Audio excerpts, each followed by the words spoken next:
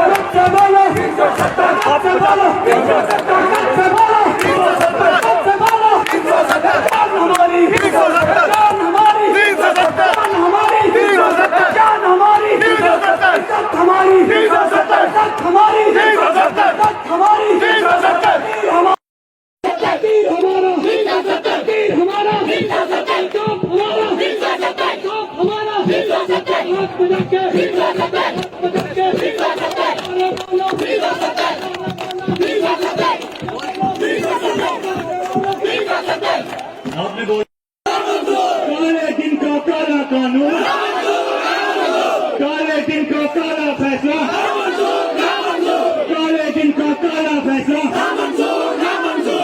सोनू जो हमारे vice president है यूथ के, वीरेंद्र सिंह सोनू स्टेज पे आए हैं और प्रिंस का आप अभी बैठ जाए।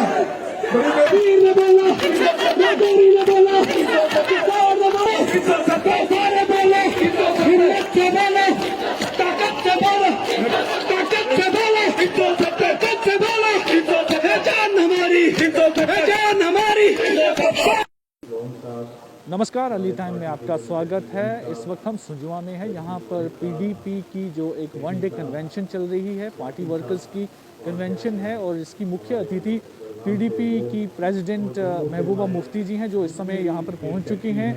आज काफ़ी देर बाद जो है जम्मू में एक इस तरीके का जलसा रखा गया है और ये सुंजुआ में इसका जो आयोजन किया गया है, इसमें हालांकि खास करके जो जितने भी अभी तक स्पीकर जो बोल चुके हैं, उन्होंने काफ़ी मुद्दे उठाए हैं। 370 और 35A को लेकर इन्होंने काफ़ी उसकी कड़ी आलोचना की है और उन्हें डिमांड है उनकी कि इसे वापस लाया जाए। और आप देख सकते हैं कि काफ़ी संख्या में जो वर्कर्स यहाँ पर मौजूद हैं, पार्टी के जो प्रशंसक हैं जो वो यहाँ पर मौजूद हैं और कई हज़ारों की भीड़ में आपको यहाँ पर नज़र आएंगे। पीछे आप देख सकते हैं जो व्यूज़ कि किस तरीके से जो है यहाँ पर आज बड़े पैमाने पर जो एक ये मीटिंग जो है ऑर्गेनाइज की गई है और पार्टी के जितने भी जो सीनियर लीडर्स हैं वो आज यहाँ मौजूद हैं और मंच पर हैं और अपने अपने विचार यहाँ उन्होंने रखे। और जो मेन जो विचार इनके निकल के आए हैं 370 और 35A को लेकर, उन्होंने कहा है कि ये एक तरह से उनके जो उसका उन्होंने विरोध किया और डिमांड की है कि जल्द से जल्द जो है इसे वापस लाया जाए। और उन्होंने कहा कि हमारी पार्टी का एजेंडा है कि 370 और 35A को वापस लाना है। 35 लेके रहेंगे, 35 लेके रहेंगे, 35 370 लेके रहेंगे, 370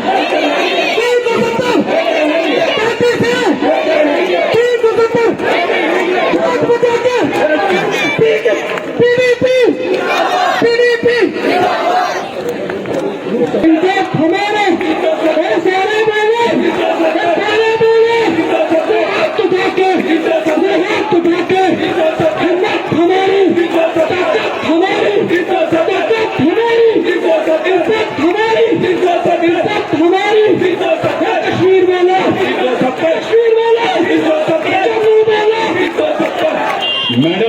के बीच में तशरीफ ला रही है, लेकिन अपना जज्बा अब दिखाना है आपने।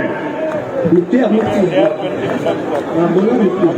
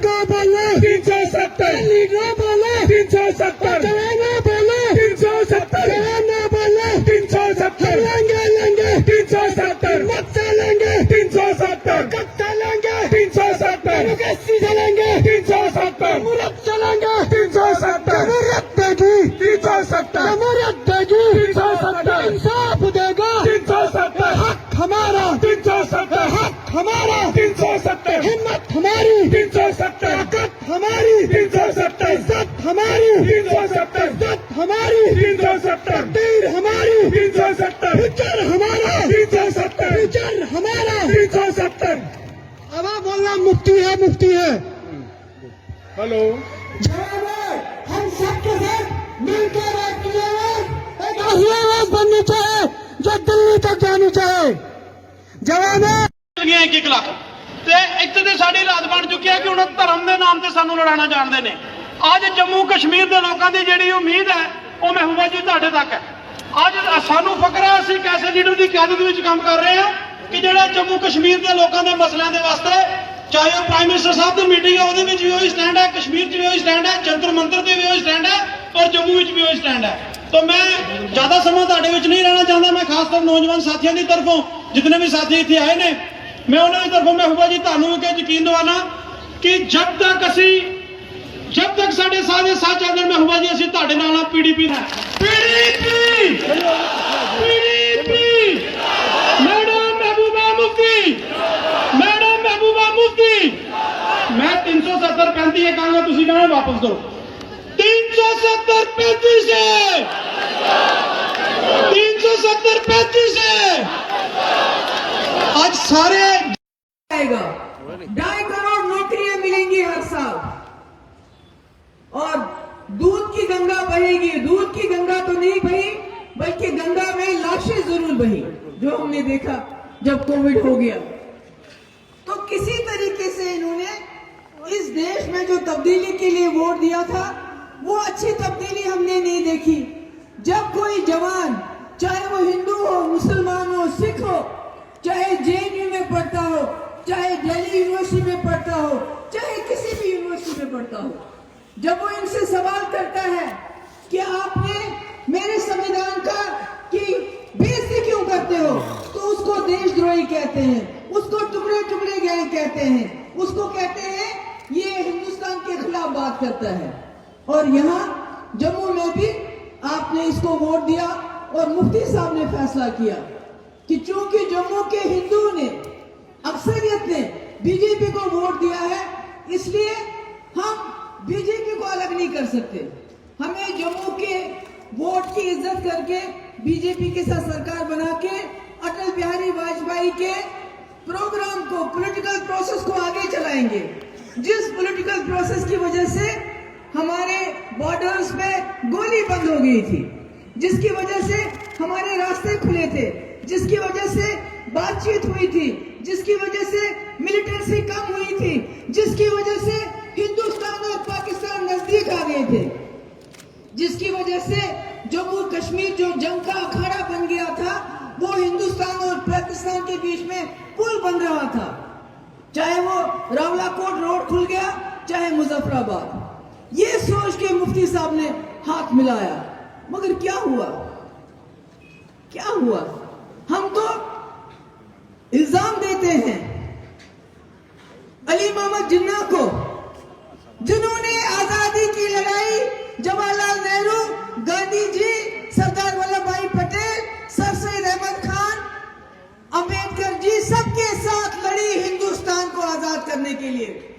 मगर हमें उनसे एक गिला है, एक शिकायत है कि उन्होंने हमारे मुल्क के का बंटवारा किया, जमीन का बंटवारा किया, और आज हम उनका नाम लेने से गुरेज करते हैं। क्यों?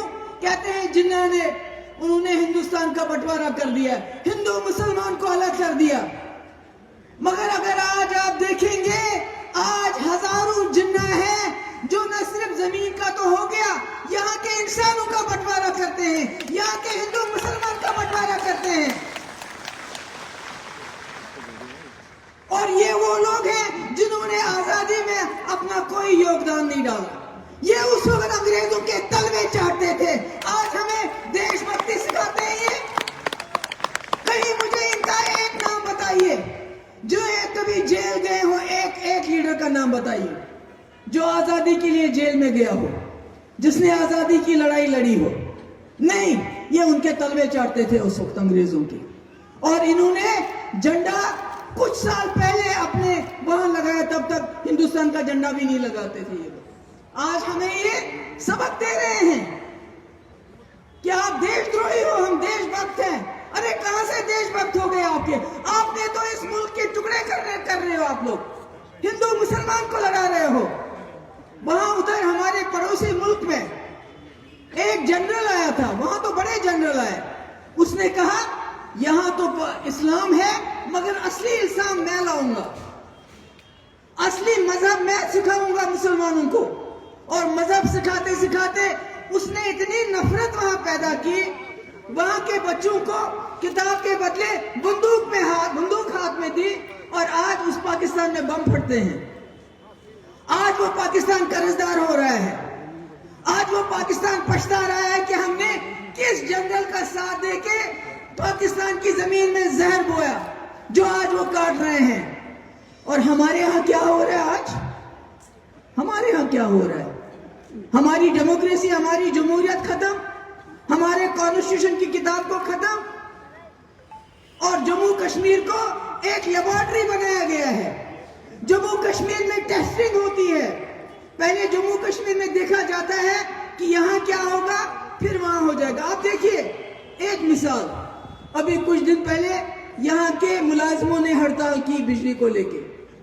पहले तो जो जवाहरलाल नेहरू ने बनाया था, जो गांधी ने बनाया था, जो सरदार वल्लभ भाई पटेल ने बनाया था, बाबा साहब अम्बेडकर ने बनाया था, वो सारा प्राइवेटाइज कर रहे हैं, सब बेच रहे हैं। सड़कें बेच रहे हैं, हवाई जहाज बेच रहे हैं, रेलवे बेच रहे हैं, और हम जम्मू कश्मीर के लोगों की बिजली को भी प्राइवेटाइज कर रहे हैं। यानी कल को अगर प्राइवेट पार्टी आती है, वो आपको बोलती है 10 के बजाय आपको 50 रुपए मुझे देना, आप नहीं देना, आप क्या करोगे? जब उन्होंने हड़ताल की, बजाय इसके कि उनके साथ बातचीत कर दे, आर्मी को बुलाया। ये हर चीज जो है आर्मी के कंधे पे बंदूक रख के करना चाहते हैं।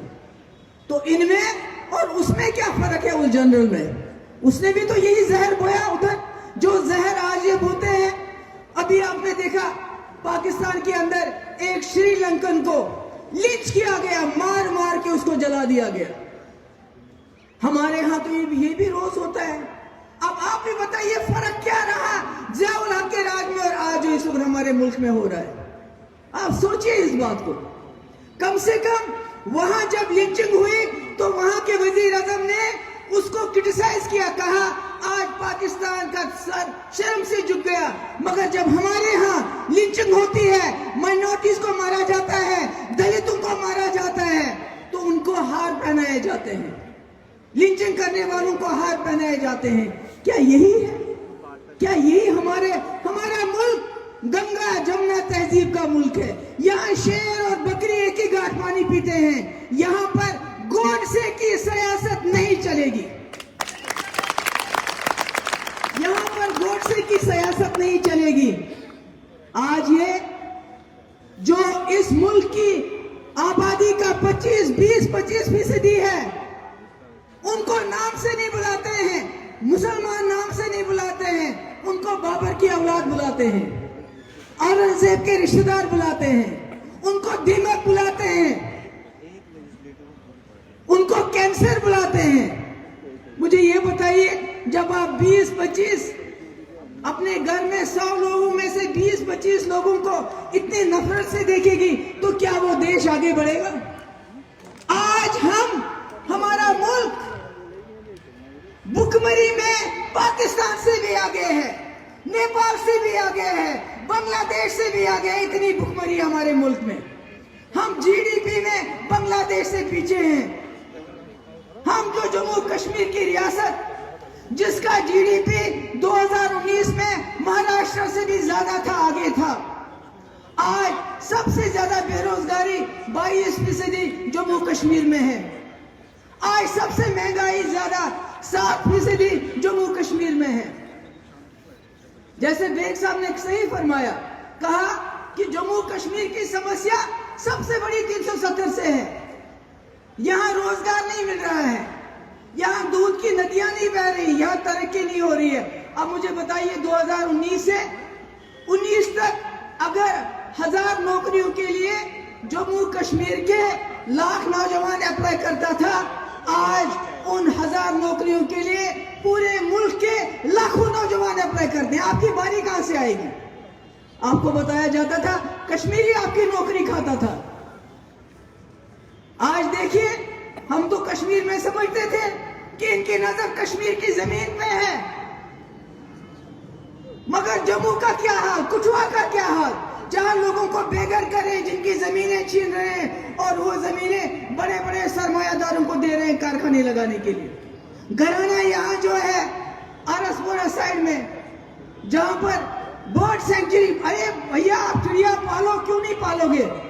आपने तो मुल्क को चिड़ियाघर ही बनाना चाहते हो, पालो, बनाओ सेंचुरी। मगर उन लोगों का क्या, जो वहां सदियों से रह रहे हैं, जो वहां जमीनों को जोत रहे हैं, उनका क्या होगा? इनके पास आपके लिए देने को नौकरी नहीं, इज्जत की रोटी नहीं, इनके पास आपको देने के लिए नफरत नफरत नफरत, उसके बगैर कुछ भी नहीं है। अपने आप को लीडर कहते हैं। अरे आप जो अपने आप को जीत के आ गई, वाजपेयी जी लीडर थे, वो करगिल में उन पे जंग थोपी गई, उन्होंने वो जंग जीत के दिखाई। आपने क्या किया? चीन तो सारा लद्दाख खा गया। क्या किया? नाम लेते हैं चीन का?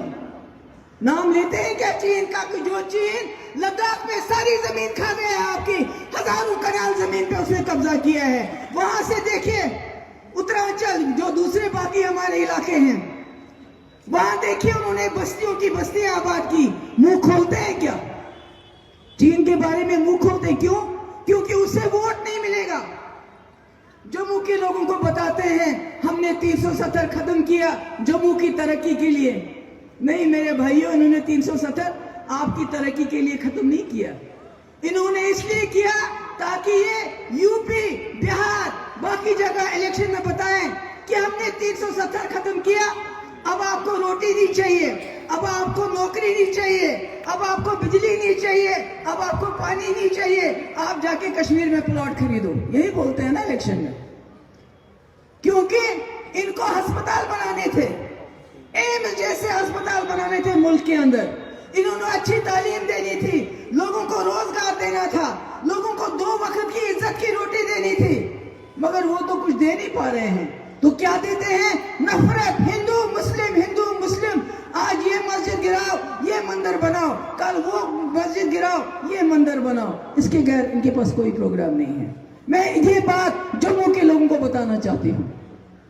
क्या आप समझते नहीं कि जिन कश्मीरियों ने 47 में जब पाकिस्तान ने हमला किया, कश्मीरियों ने डंडे उठा के उनका मुकाबला किया और कहा हमलावर खबरदार, हम कश्मीरी हैं तैयार। आज वो कश्मीरी मुल्क के खिलाफ क्यों बोल रहा है? उसकी जिम्मेदार अगर कोई है तो यही जनसंघी बीजेपी पार्टी है, जिन्होंने अभी इलाहाक की सियाही खुशक भी नहीं हुई थी, उन्होंने कहा एक संविधान, एक विधान, एक प्रधान, जिसकी वजह से कश्मीरियों के दिलों में शक पैदा हो गया और तब से कश्मीरी लड़ाई लड़ रहा है। अगर आप मुझे बताएंगे कि जम्मू कश्मीर की समस्या कहां से शुरू हुई, तो मैं कहूंगी एक संविधान, एक विधान, एक प्रधान का जब नारा दिया बीजेपी वालों ने, जम्मू कश्मीर के लोगों ने, जिन्होंने जिन्ना का 2 नेशन थ्योरी को अलग करके इस मुल्क के साथ हाथ मिलाया था शर्तों पे कि आप हमारी साख्त, कश्मीर का सिख अलग है, वो पंजाब के सिख के साथ उसकी जबान जरूर मिलती है, मगर यहाँ के डोगरा, यहाँ का सरदार, यहाँ का कश्मीरी, यहाँ का राजपूत, यहाँ का गुजर, यहाँ का पहाड़ी, ये अलग है। ये एक गुलाब था हिंदुस्तान के गुलदस्ते में, उसको तहस नहस किया, टुकड़े टुकड़े कर दिए। और मैंने कहा ये लेबोरेटरी है। जिस तरह इन्होंने आज आर्मी को यहाँ के मुलाजमों का मुंह दबाने के लिए बुलाया, बंद करने के लिए बुलाया, अनकरीब आप देखेंगे पूरे मुल्क में जब भी कहीं कोई मुलाजिम स्ट्राइक करेंगे, ये वहां भी आर्मी को बुलाएंगे। जम्मू कश्मीर सिर्फ एक लेबोरेटरी है। हमारे से इन्होंने शुरुआत की 2019 में 370 आईन को, बाबा साहब अम्बेडकर के आईन को खत्म कर दिया, क्योंकि अगर आप आईन को देखेंगे तो आप 370 के साथ छेड़छाड़ नहीं कर सकते। 370 सिर्फ यहाँ की कॉन्स्टिट्यूएंट असेंबली हटा सकती है, जो कि आज है ही नहीं। उसके बाद सीए, उसके बाद एनआरसी, उसके बाद किसानों का कानून। जो कानून लोगों के खिलाफ हो वो कानून हमारे आईन के खिलाफ होता है। मगर उन किसानों को मैं सलाम करती हूं, उनको खालिस्तानी बुलाया, क्योंकि इनके सामने जो खड़ा हो जाता है, बात करता है, उसको आतंकवादी बुलाते हैं, एंटी नेशनल बुलाते हैं, टुकड़े टुकड़े गैंग बुलाते हैं। हम तो कुछ भी नहीं करते हैं, मुसलमान हमको पाकिस्तानी बुलाते हैं। मगर जब इन्होंने हमारे किसानों को खालिस्तानी बुलाया, वो डरे नहीं, उन्होंने पत्थर नहीं उठाया, उन्होंने बंदूक नहीं उठाई, डट के मुकाबला किया और आज उनको कामयाबी मिली, जिसके लिए जितनी भी उनको मुबारकबाद दी जाए वो कम है।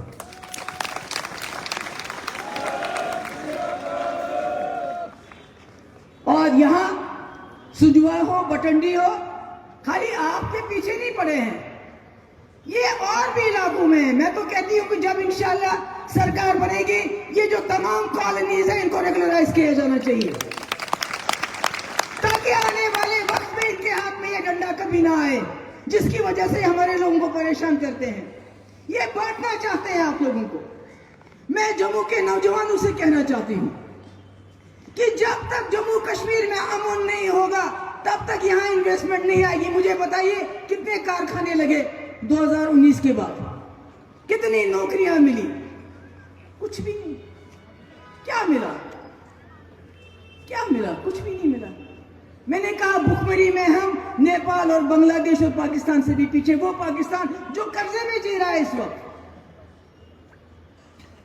तो मेरा ये कहने का मकसद है, आप गुजर और पहाड़ियों की लड़ाई की जा रही है। हमने कल पीएचडी में भी कहा कि हम उनको अपील करते हैं, आप दोनों कौमें इकट्ठे बैठ के आपस में मिलजुल के फैसला करो, इनके झगड़े में मत आओ। मैं ये बताना चाहती हूँ। इन्होंने दरबार मुंह बंद कर दिया। कभी कहते हैं इतने लोग आओ, फिर कहते हैं नहीं अब इतने आओ। मकसद क्या है? मकसद ये है जो कश्मीरी और डोगरा आपस में मिलते हैं, इकट्ठे रहते हैं, एक दूसरे के घर में खाते हैं, पीते हैं, दुकानों से सामान खरीदते हैं, ये उस रिश्ते को तोड़ना चाहते हैं। आज जम्मू का दुकानदार रो रहा है क्योंकि जो कश्मीरी 6 महीने कमाता था, सर्दियों में जम्मू आके खर्च करता था। आज तो वो भी कंगाल है, कश्मीरी वो भी कंगाल है, और उसको यहाँ आने का बहाना भी इन्होंने खत्म कर दिया। मैंने एक बार एक जम्मू के दुकानदार से कहा, मैंने कहा आप आवाज क्यों नहीं उठाते हैं? कहा क्या करेंगे, ये देशद्रोही बुलाते हैं, जो इनके खिलाफ आवाज उठाता है उसको ये देशद्रोही बुलाते हैं। इसलिए मैं आप सबसे ये कहना चाहती हूँ, इल्तिजा करना चाहती हूँ कि जिस तरह लेह और करगिल के लोग इकट्ठे हो गए, उनको सारे हुकूक मिल गए, उनकी जमीन बाहर वाला नहीं खरीद सकता, उनकी नौकरियां बाहर वालों को नहीं मिल सकती। अगर जम्मू और कश्मीर के लोग, खासकर नौजवान तबका इकट्ठा हो जाए तो ये हमारा मुकाबला नहीं कर सकते। हमारी नौकरियां हो, हमारी जमीन हो, हमारी जायदाद हो, हमारा 370 हो, हमारा 35 हो, सब कुछ इनको वापस करना पड़ेगा माफी के साथ। जिस तरह इन्होंने किसानों के लिए किया उसी तरह हमारे साथ भी करना पड़ेगा। इसलिए मैं आप जिन्होंने यहाँ हमारे जितनी भी टीम है, रशीद मलिक साहब को लेके जितने भी टीम है, हमारे स्टेट सेक्रेटरीज, हमारे डिस्ट्रिक्ट प्रेसिडेंट, हमारे लोग, हमारे जोन प्रेसिडेंट, सबने बहुत मेहनत की।